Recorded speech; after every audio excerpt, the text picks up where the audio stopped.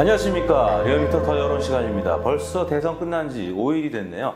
화이트데이에 설명드리는 지난 대선 예측조사에 대한 평가 그리고 긴급 여론조사 결과 여러분들께 따끈따끈한 소식 전해드리겠습니다.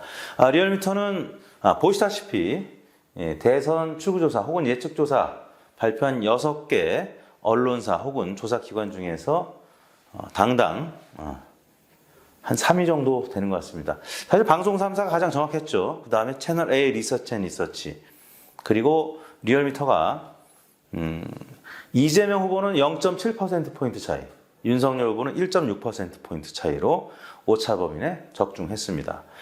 그리고 나머지 한국갤럽, 리서치뷰는 오차범위를 살짝 넘어갔습니다. 아쉽게도 오차범위가 갤럽은 2.1%포인트, 리서치뷰는 3.1%포인트였는데 각각 이재명 3.4, 윤 3.4, 이재명 3.3, 윤 3.5 거의 비슷했어요. 갤럽과 리서치뷰는 살짝 오차범위를 넘어갔습니다. 글로벌 리서치는 오차범위 내에서 잘 맞췄는데 당선자 예측을 실패했습니다. 사실 조사 업계에서는 오차범위도 오차범위지만 당선자 예측을 실패하면 좀 사과 방송도 하기도 하고 또 언론사로부터 좀 눈치를 볼 수밖에 없는 그런 상황인데 아무튼 리얼미터는 0.7, 1.6이면 사실 3,000명으로 굉장히 정확하게 맞춘 거겠죠. 방송 3사는 83,927명, 채널 A는 14,000명, JTBC는 36,000명 이렇게 방송사 3곳은 10,000명 이상 조사를 했고요. 리얼미터는 딱 3,000명 갖고 굉장히 근접한 결과를 나타냈습니다. 방송 3사만 0%, 0.2%포인트고요. 채널 A도 1.2, 1, JTBC도 0.6, 0.9, 리얼미터는 0.7, 1.6 아주 굉장히 근접한 결과를 나타냈는데요. 문제는 Y통신사, Y뉴스에서 초접전 대결에도 방송 3사 출구조사 적중. 근데 말이죠. 체면국인 여론조사. 이게 무슨 얘기지? 봤더니 갤럽 리서치뷰 오차범위 바깥을 벗어났다. 리얼미터도 그랬다. 근데 리얼미터는 오보입니다. 리얼미터는 방금 설명해드린 것처럼 오차범위 내였고요. 그래서 오늘 리얼미터는 보도자료를 냈습니다. 오차범위 밖 예측 오보 언론 법적 대응 검토. 아까 그 Y뉴스 홍땡땡 기자였는데 오차범위가 각각 7일, 8일 각각 나눠서 봤는데 그럼에도 불구하고 7일 조사나 8일 조사도 오차범위 내였습니다. 가령 이 그래프를 보시면은 가장 우측이 실제 득표율이고요.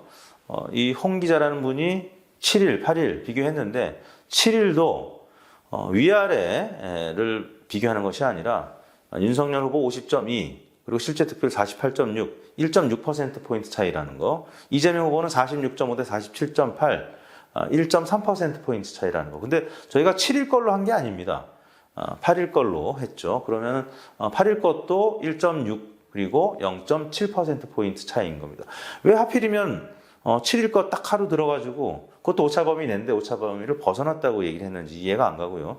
그럴 거면 6일하고 3일 거는 왜 비교를 안 합니까? 3일 거하고 6일은 거의 붙지 않았습니까? 저희는 종합해서 3월 9일 거를 발표했는데 아무튼 여러분들 성원 덕분에 오차범위 내 아주 적중을 했고요.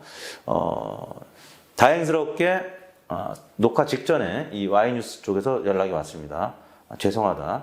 그리고 정정보도 하겠다. 그리고 이 통신사기 때문에 우리 기사를 받아 쓰는 여러 언론사들이 있는데 정정보도 해달라고 다 요청을 하겠다. 그렇게 연락이 왔습니다. 굉장히 빠르게 연락이 왔는데 그럴 수밖에 없는 게 너무 명확한 오보였기 때문에 저희는 사실 5년에 한 번씩 치르는 대선 이때까지 한 번도 틀린 적이 없습니다. 리얼미터는. 근데 맨날 틀린다는 댓글 달아주시는 분도 계시는데 제발 그런 뻥 좀 치지 마십시오. 리얼미터는 지난 2017년 대선 때도 갤럽 리서치뷰 동시에 발표했는데 저희가 순위 유일하게 다 맞췄고요. 1위부터 4위, 5위까지.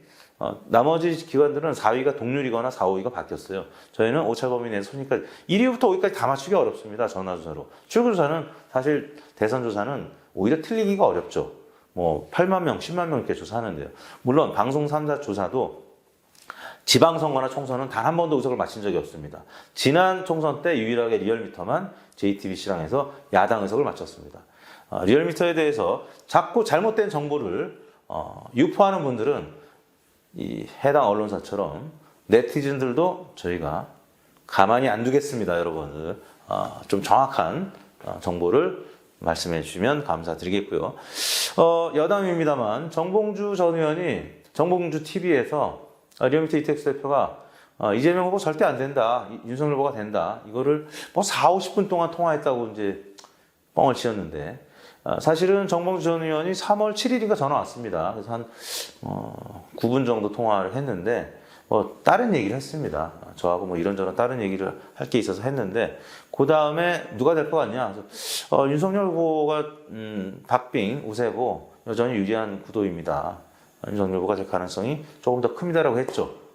그랬는데 정봉주 TV에서 저랑 4, 50분 동안 통화를 하면서 윤석열 후보가 되고 이재명 후보 절대 안 된다 이런 식으로 얘기를 했다고 했고, 그게 또 진성호 TV 보수 진영에서 가장 구독자가 많은, 거기서 또 이제 다시 재인용되면서 제가 곤혹스럽게 됐습니다. 근데 아무튼 저는 4, 50분간 통화를 한 적도 없고 다른 일로 통화했다가 아무튼 박빙 우세, 이게 유튜브 하시면서 많은 분들이 자꾸 사실과 다른 얘기들 하는데요. 뭐 이렇게 가짜 뉴스가 많은지 모르겠습니다. 여러분들 리얼미터 관련해서는 이상한 얘기들 가급적이 믿지 마시고, 이것도 제가 어떻게 알았냐면 댓글에 어떤 분이 제보를 해줘서 알았습니다. 너무 감사드리고요. 잘못된 정보 믿지 마시고 리얼미터만 믿으시기 바랍니다. 오늘 긴급 여론조사를 해봤습니다. 윤석열 당선인에 대해서 국정수행 전망, 당선인이 국정수행을 앞으로 어떻게 잘할 것 같냐, 또 혹은 잘 못할 것 같냐, 저희가 취임하기 전에라도 당선되자마자 바로 이런 조사를 하는데요. 사실 이제 잘할 것 52.7, 이 부분보다는 그 다음 이 화면이 중요합니다.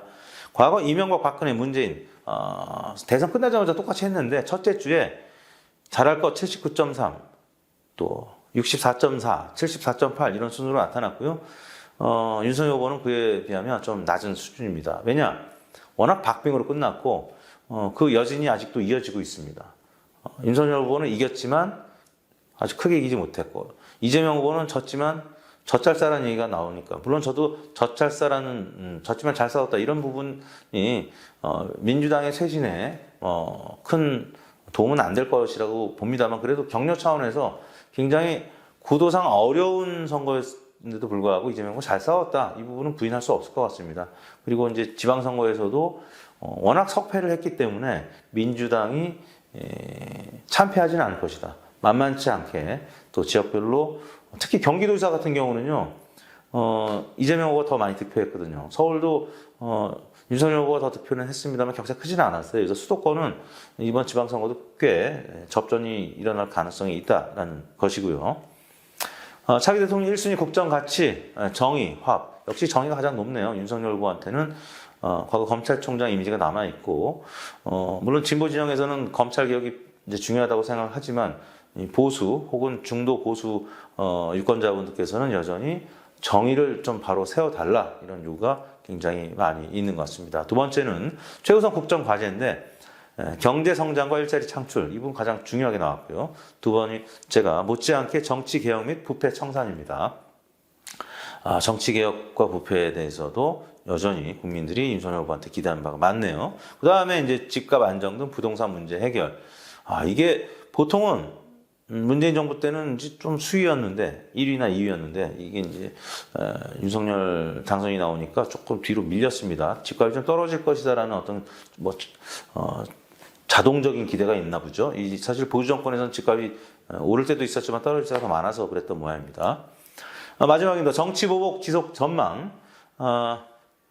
정치 보복을 할 것이다라는 의견이 55.9% 높았는데, 사실 지난 11월 달에 저희가 정책과학원 의뢰로 한번 조사를 한 적이 있는데 그때는 73.2% 더 높았습니다.